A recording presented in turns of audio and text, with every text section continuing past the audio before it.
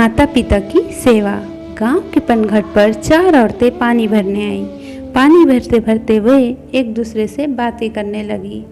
चारों के एक एक पुत्र थे। बातों बातों में उन्होंने अपने पुत्रों के गुणों का बखान करना प्रारंभ कर दिया। पहली औरत बोली, मेरा पुत्र बहुत सुरीली बांसुरी बजाता है। जो भी उसकी बांसुरी सुनता है मंत्रमुग्ध हो जाता है। मैं ऐसा गुणवान पुत्र पाकर बहुत प्रसन्न हूँ। दूसरी औरत बोली, मेरा पुत्र बहुत बड़ा बलवान है। इस गांव में ही नहीं बल्कि दूर दूर के गांवों में उसकी बहादुरी का डंका बजता है। ऐसा गुणवान पुत्र भगवान सबको दे। तीसरी औरत कहाँ पीछे रहती, वह बोली, मेरा पुत्र कुशाग्र बुद्धि है। उससे अधिक बुद्धिमान इस पूरे गांव में नहीं। लोग अपनी समस्याएं लेकर उसके पास आते हैं। मैं ऐसा पुत्र पाकर धन्य हो गई। चौथी औरत ने सबकी बातें सुनी लेकिन कहा कुछ भी नहीं। इस पर वे औरतें उससे कहने लगी, बहन तुम भी तो कुछ कहो ना, तुम्हारे पुत्र में क्या गुण है? कोई ना कोई गुण तो उसमें अवश्य होगा। वह औरत बोली, क्या कहूँ बहनों, मेरे पुत्र में तुम्हारे पुत्रों की तरह कोई गुण नहीं है। उसकी बात सुनकर तीनों औरतों ने गर्व से अपना सिर उठा लिया।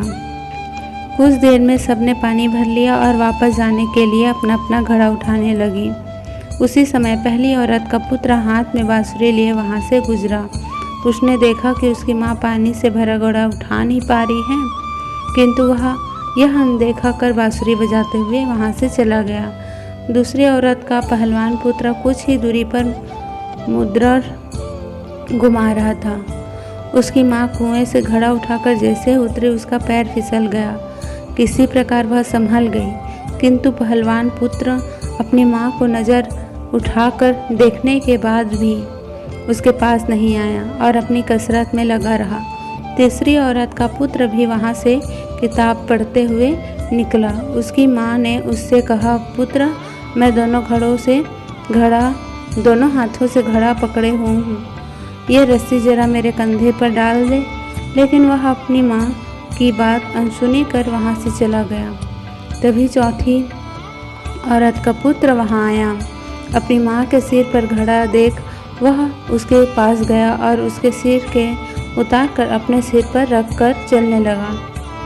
कुएं के पास बैठी एक बुढ़िया यह सब सुन रही थी। वह बोल पड़ी, मुझे तो यहाँ बस एक ही गुणवान पुत्र नजर आ रहा है, वही जो अपने सिर पर घड़ा लिए जा रहा है।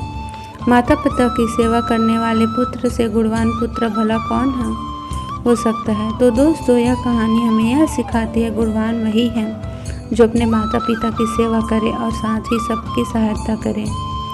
फ्रेंड्स, आपको यह माता पिता की सेवा पर कहानी कैसे लगी हमें कमेंट्स करके ज़रूर बताएं और ऐसे ही हिंदी कहानी सुनने के लिए हमारे चैनल को लाइक, शेयर एंड सब्सक्राइब ज़रूर करें। धन्यवाद।